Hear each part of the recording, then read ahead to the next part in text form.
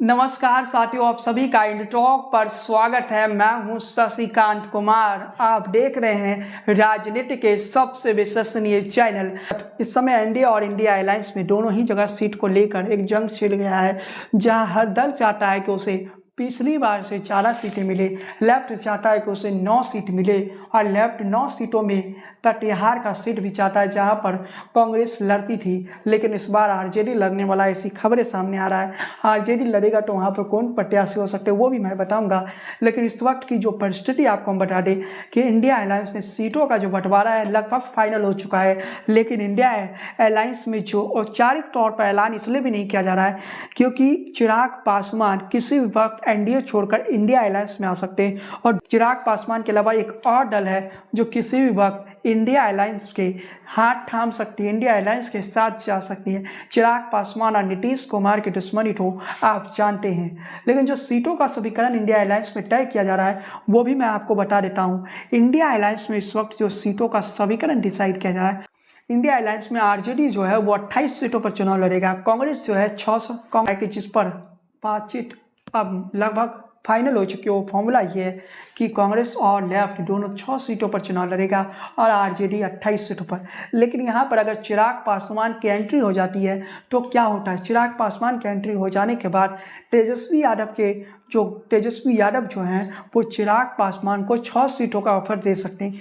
मतलब चिराग पासवान को 6 सीटों का ऑफर दिया जाएगा तो इसमें कांग्रेस या लेफ्ट के सीटों को नहीं घटाया जाएगा, बल्कि आरजेडी जो 28 सीटों पर चुनाव लड़ रहा था वो कम सीटों पर चुनाव लड़ेगा, 22 सीटों पर या 20 सीटों पर चुनाव लड़ेगा। इसके अलावा वीआईपी के भी आने की संभावना या उपेंद्र कुशवाहा के आने की संभावना है। ऐसी परिस्थिति हो सकती है तो 2 सीटें इन दोनों दलों को भी दे दिया जाएगा। उसके बाद एक नया फॉर्मूला डिसाइड की जाएगी सीटों में। अगर चिराग पासवान आते हैं तो कह सकते हैं कि बिहार के सियासत में एक नई सियासत की पृष्ठभूमि आपको देखने को मिलेगा, और वो सियासत की पृष्ठभूमि ये होगा 2 युवा चेहरा जिन्हें आप कह सकते हैं कि राजनीति विरासत में मिली है, लेकिन ये दोनों युवा चेहरा साथ आ जाएंगे तो जो जातीय समीकरण बनेगा ना, उसमें कहीं ना कहीं एनडीए खेलती नजर आएगा। और वर्तमान में जो एनडीए का अंदरूनी सर्वे है, जो बीजेपी का अंदरूनी सर्वे, उस अंदरूनी सर्वे में भी ये बात देखने को मिला कि चिराग पासवान के उधर रहते हुए भी एनडीए को 25 से 30 सीटें मिल रहा है। इसके अलावा आरजेडी का जो अंदरूनी सर्वे है उसमें ये बातें सामने आई है कि 10 से 20 सीटें आरजेडी को मिल सकता है इस बार बिहार में।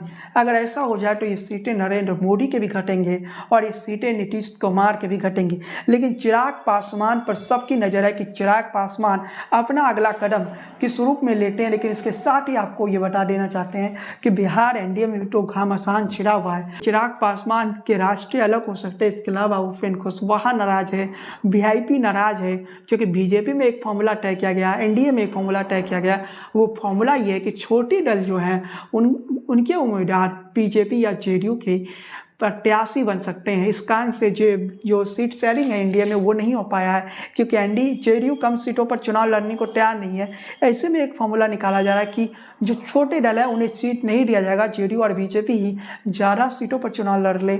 ऐसे फॉर्मूले पर बातचीत चल रही है, लेकिन ये फॉर्मूला काम का नहीं आएगा क्योंकि छोटे दलों ने साथ देने से इनकार कर दिया। इसलिए चिराग पासवान अपने राष्ट्रीय अलग कर रहे। चिराग पासवान को 2 या 3 सीट देने का ऑफर दिया गया। इसके अलावा चिराग पासवान के चाचा को भी 2 सीटें देने का ऑफर दिया गया, जिसे चिराग पासवान ने स्वीकार नहीं किया। चिराग पासवान पिछली बार की तरह 6 सीटें चाह रहे हैं, जो कि एनडीए में चिराग पासवान को नहीं मिल रहा है। चिराग पासवान हाजीपुर का सीट चाहते हैं, जबकि चिराग पासवान के चाचा हाजीपुर से चुनाव लड़ना चाहते हैं। मतलब समझ सकते हैं एनडीए में घमासान छिड़ा हुआ है। सीट बंटवारे से पहले जो लड़ाइयाँ चल रहा है वो काफ़ी आगे हो। इंडिया अलायंस की बात करें तो वहाँ कटिहार की सीट पर एक जंग छिड़ा हुआ है और कटिहार सीट को लेफ्ट अपना सीट बनाना चाहता है। लेफ्ट कटिहार से लड़ना चाहता है, लेकिन कांग्रेस कटिहार छोड़ना नहीं चाहता। लेकिन वहीं आपको ये बता दें कि कटिहार की सीट पर आरजेडी का भी नज़र है। आरजेडी कटिहार से अपना प्रत्याशी उठाना चाहता है, और ऐसी खबरें भी है कि आरजेडी कटिहार से अपना प्रत्याशी को उतार सकता है और कटिहार लोकसभा सीट आरजेडी को मिल चुका है। लेकिन एक बात और मैं आपको बता देना चाहता हूँ साथियों, वो बात यह है कि लोकसभा चुनाव पर सबसे विश्वसनीय पुस्तक 24 की रणभूमि जो है वो आ चुका चुका है। और 24 की रणभूमि के बुक को अगर आप ऑर्डर करना चाहते हैं तो अमेजोन पर जाइए शशिकांत कुमार सर्च कीजिए और फ्लिपकार्ट पर जाइए शशिकांत कुमार सर्च कीजिए। इसके साथ ही हमारे वेबसाइट intoknews.com पर भी जाइए, जहां आपको राजनीति के सबसे विश्वसनीय अपडेट लगातार मिल रहा है लोकसभा चुनाव पर। इसके साथ ही intoknews.com पर आपको अन्य खबरें भी सबसे पहले मिलेगा। लेकिन चलिए साथों, हम खबरों में एक बार फिर से आते हैं बिहार में, जो इंडिया अलायंस और एनडीए में घमासान छिला हुआ है।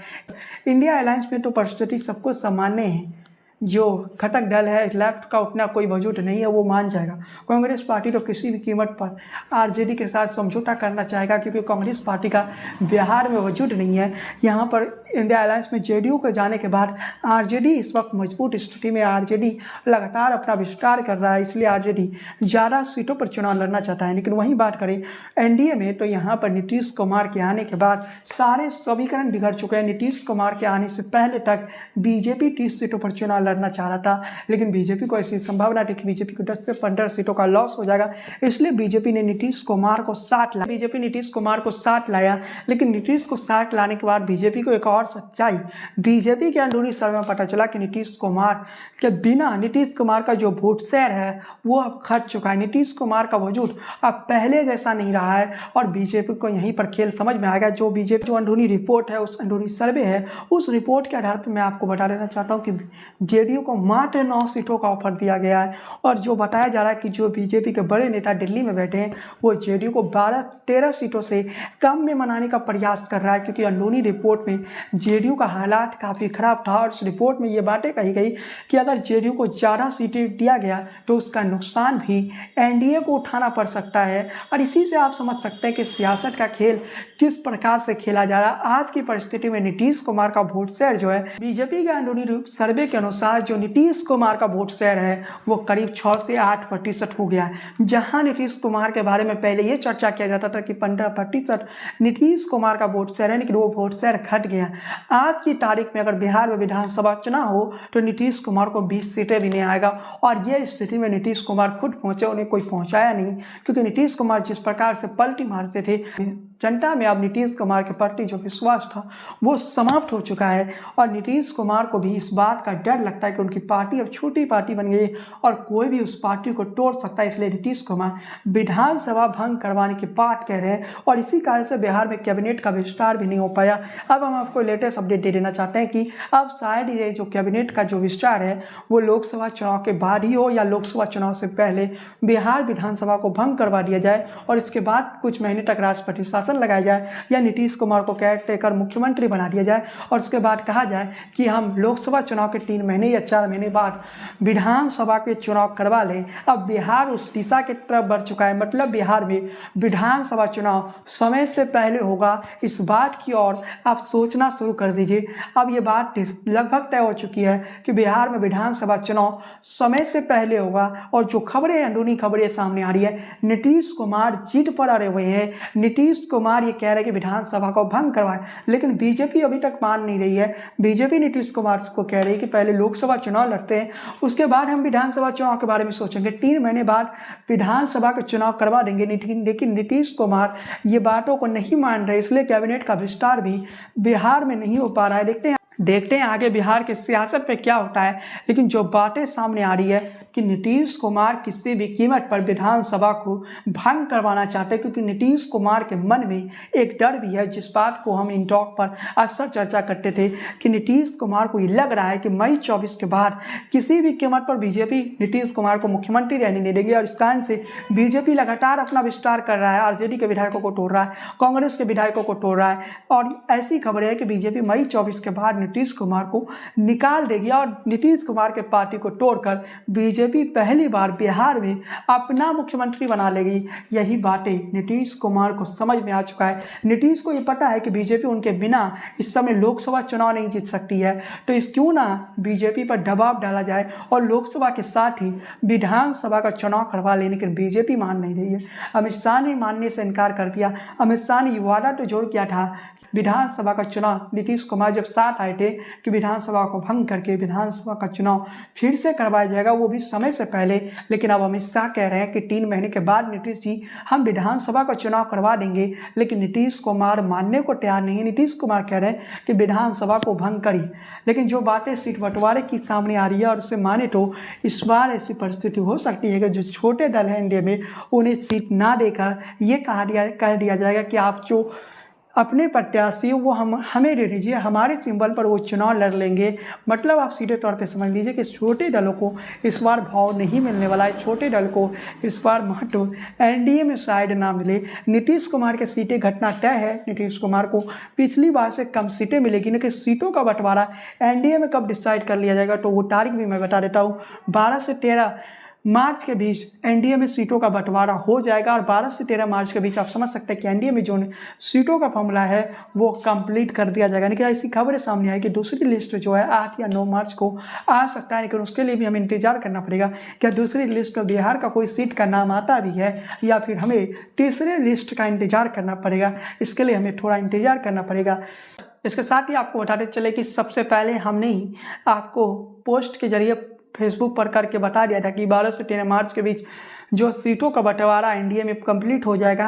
अब इस खबर पर जीतन राम मांझी ने भी मोहर लगा दिया कि 13 मार्च तक बिहार में घटक दलों के बीच सीट का बंटवारा हो जाएगा, कौन सी पार्टी को कितनी सीट मिलेगी ये डिसाइड हो जाएगा। मुख्यमंत्री नीतीश कुमार विधानसभा भंग करवाने की जिद पड़ा रहे हैं और नीतीश कुमार का ये जिद पूरा होता है या फिर नहीं, इसके लिए भी हमें इंतजार करना पड़ेगा। लेकिन हमारे पास जो खबरें सामने आ रही, बीजेपी किसी भी सूरत में बिहार में लोकसभा के साथ विधानसभा चुनाव नहीं चाहता है और बीजेपी होने भी नहीं देगा।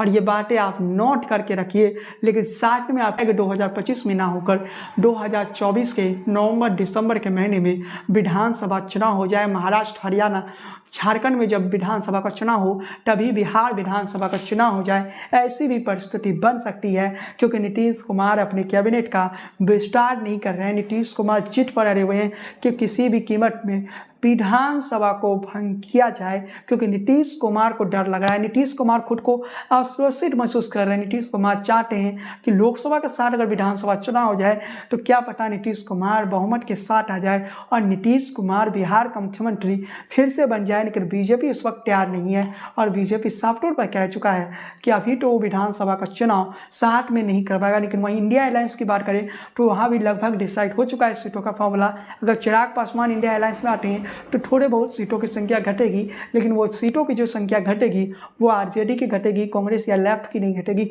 लेफ्ट या कांग्रेस को जितना सीटें मिलना था वो मिल चुका है। अब अगर चिराग या फिर वीआईपी इंडिया अलायंस में आते तो आरजेडी अपनी सीटों में से दे सकता है चिराग पासवान को और इसके अलावा वीआईपी को दे सकता है।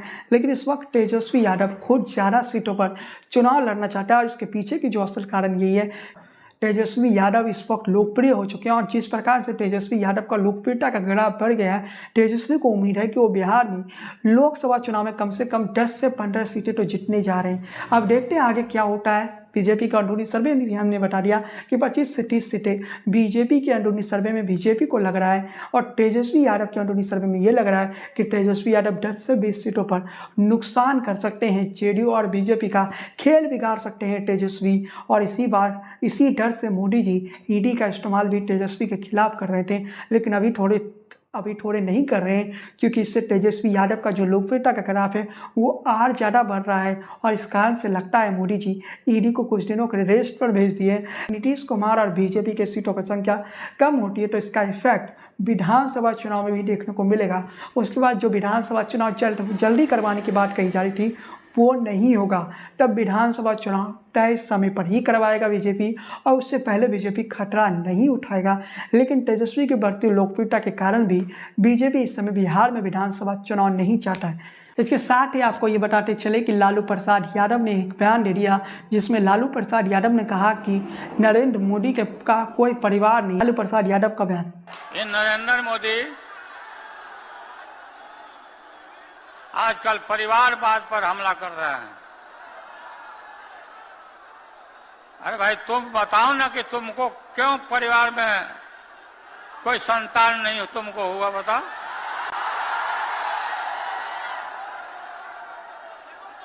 ज्यादा संतान होने वाले लोगों को बोलता कि परिवारवाद है, परिवार के लिए लोग लड़ रहे हैं। मोदी ने भी जवाब दिया। नरेंद्र मोदी ने क्या जवाब दिया वो भी हम आपको इस वीडियो में सुनाएंगे, लेकिन उससे पहले आपको बता देते हैं जिसका कोई नहीं है वो भी मोदी के हैं और मोदी उनका है। मेरा भारत मेरा परिवार है, आपके लिए जी रहा हूँ और जूझता रहूँगा।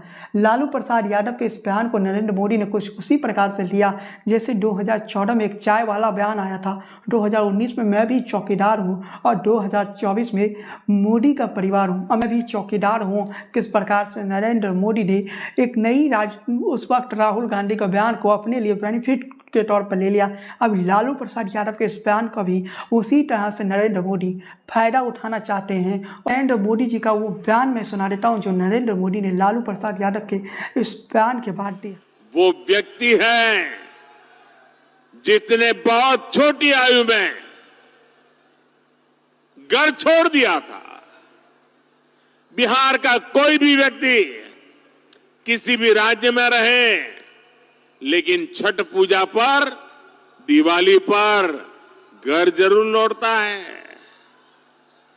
लेकिन वे मोदी जिसने बचपन में ही घर छोड़ दिया, मेरा कौन सा घर है जहां मैं लौटूं? मेरे लिए तो पूरा भारत ही मेरा घर है, हर भारतवासी मेरा परिवार है। इसलिए आज हर भारतीय कह रहा है, हर गरीब, हर नौजवान कह रहा है, मैं हूं मोदी का परिवार। ये तो था नरेंद्र मोदी का जवाब और नरेंद्र मोदी कुछ उसी तरह से इसे अपने फेवर में ले लिया जैसे मैं भी चौकीदार हूँ और 2014 की बात करें तो मैं चाय वाला हूँ। तो एक तरह से आप कह सकते हैं कि नरेंद्र मोदी के विरोधी उनके अगेंस्ट भी कुछ भी बयान देते हैं नरेंद्र मोदी उसे अपना बेनिफिट कर लेते हैं और उनका विरोधी को कुछ समझ में ही नहीं आता है। कुछ इसी प्रकार का खेल इस समय राजनीति में हो रहा है, इस समय देश की सियासत में हो रहा है। लोकसभा चुनाव तो अभी शुरुआत हुई है कहानी के, आगे आगे देखिए लोकसभा चुनाव में क्या क्या होता है, क्योंकि ये चुनाव सामान्य चुनाव नहीं है। अगर आप 24 की रणभूमि के बुक को पढ़ेंगे तो समझ जाएंगे ये लोकसभा चुनाव सामान्य लोकसभा चुनाव नहीं है और इसे सामान्य लोकसभा चुनाव समझने की भी गलती ना करें। खैर साथियों, आज की इस वीडियो को हम यहीं समाप्त करते हैं। चैनल पर पहली बार आए तो सब्सक्राइब वाला बटन दबा दीजिए, बेल आइकन की घंटी को बजाना बिल्कुल ना भूलें। फेसबुक पेज को फॉलो कीजिए, लाइक कीजिए। इसी के साथ आज की इस वीडियो को हम समाप्त करते हैं। जय हिंद, वंदे मातरम।